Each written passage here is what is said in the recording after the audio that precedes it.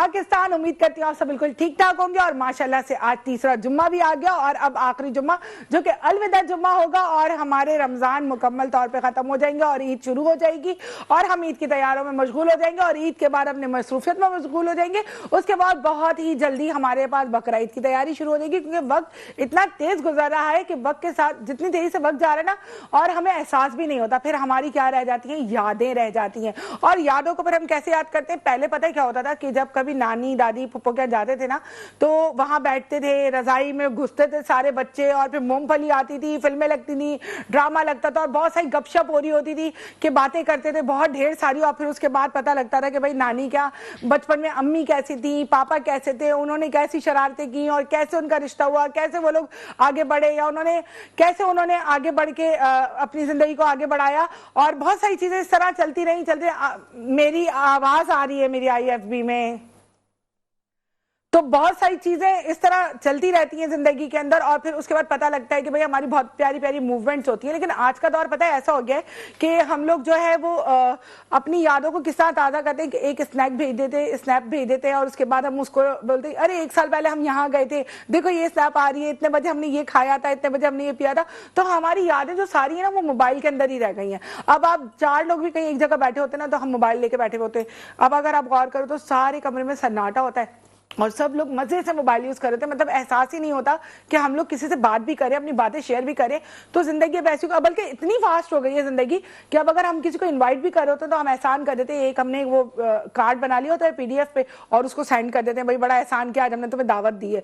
अगर किसी ने हमें कोई बुलाना हो तो हम फोन पे बात कर लेते हैं, यार तुम आ जाना। पहले लोग बसों में लटकते थे, रक्षा करते थे, पैदल चलते थे, बाइकों पे आते थे, 4-4 बच्चे बिठाते थे, वेस्पा पे चढ़ाते थे और बोलते थे नहीं यार रिश्ते हैं उनके साथ जाना है, बहुत सारी गपशप करनी है। लेकिन टेलीफोन ने हमारी जिंदगी को इतना मुख्तसर कर दिया कि एक तो हर बात 1 मिनट में सबको पता लग जाती है। ठीक है कि आज क्या हुआ। पहले होता था 1-1 महीने बाद बहनें मिलती थी मैके में और बताती थी मेरी सास ने तो आज ये करा, मेरी नंद ने तो ये करा, मेरे साथ ऐसा हुआ, ये जुल्म हुआ, ये हुआ। लेकिन अब तो भाई आपने स्टेटस देखना है और आपको सब पता लग जाना है। और इसी तरीके से आपकी पहले होता था 2-4 दोस्त बैठते थे तो बातें करते थे, यार तूने बचपन में मेरे साथ ऐसा करा, तूने बचपन में मेरे साथ वैसा करा। लेकिन अब क्या बात होती है, तूने वो वाला गेम खेला है, अबे वो वाला ऑनलाइन गेम देखा है, अबे उसका स्टेटस देखा है, वो वाली वीडियो देखी कैसे बनती है। अब हम लोग इस तरफ चले गए, यानी मतलब मोहब्बतों में बहुत ज्यादा कमी आ गई है। लेकिन ऐसा नहीं होना चाहिए। रिश्ते जो है ना इनको वैसे ही चलना चाहिए कि हम सब बैठे हैं, एक मूंगफली मंगाए या एक टॉफी मंगाई या आइसक्रीम मंगाए। पहले होता था वो ऑरेंज कलर की कुल्फी होती थी, डंडे में वो आती है, टन टन टन टन करता हुआ आ रहा है, गोला गंडा खाने जा रहे हैं।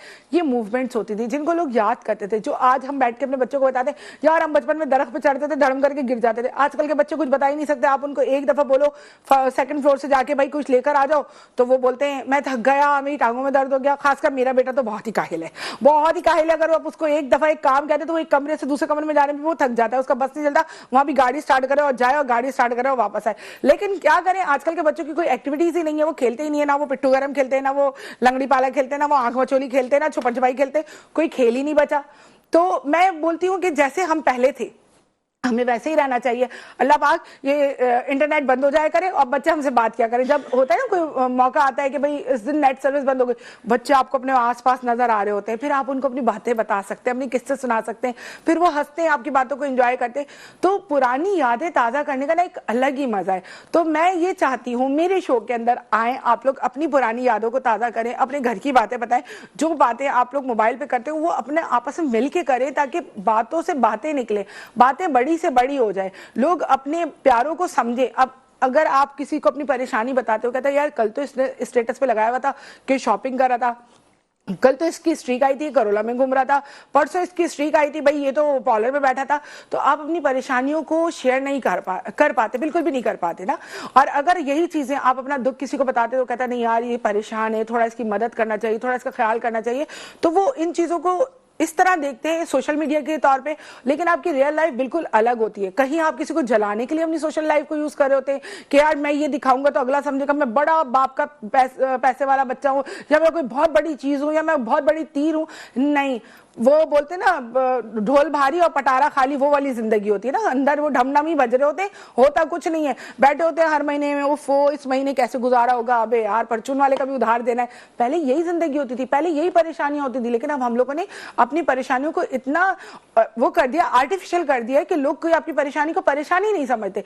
आपके बहुत सारे ऐसे किस्से होते हैं, जब मैं कभी बच्चों के साथ बैठती हूँ और वो मोबाइल यूज नहीं कर रहे होते, मेरे बच्चे भी मोबाइल यूज कर रहे होते, इंतहाई बदतमीज बच्चे, तो मैं उनसे यही कहती हूँ आपस में बैठ के बात करो। उसके साथ साथ अब हमें इतनी तरक्की आ गई, पहले तो बच्चा सुट्टे मार रहा होता था, इधर छुप के मार रहा है, उधर छुप के मार रहा है, उस केबिन वाले से ले रहा है, मेरी अम्मी को नहीं पता लगे, मेरे अब्बा को पता है। आजकल तो भाई वो दीदा दिलेरी से वो इलेक्ट्रिक सिगरेट आ गई है, उसको टस टस पी रहे होते और अपने माँ बाप को बताते ये धुआं निकाले, देखे कितना मजा आता है। बल्कि मैं अपने पर रख के बात करती हूँ, मेरा बच्चा कहता है ऐसे करे, नाक से सांस निकाले, देखे धुआं आएगा, मैं वो शौक में ना, हाँ यार मुझे सिखा रहा है, बाद में रियलाइज होता है ये क्या सिखा रहा है घरा मुझे, और किस रास्ते पे लेके जा रहा है, क्यों लेके जा रहा है, क्योंकि उसको अपने आप को सीधा करना है ना, तो अम्मा को बिगाड़ दो। पहले तो बच्चे बिगड़े होते थे, अब अम्मा अब्बा बिगड़ जाते हैं बच्चों के चक्कर में।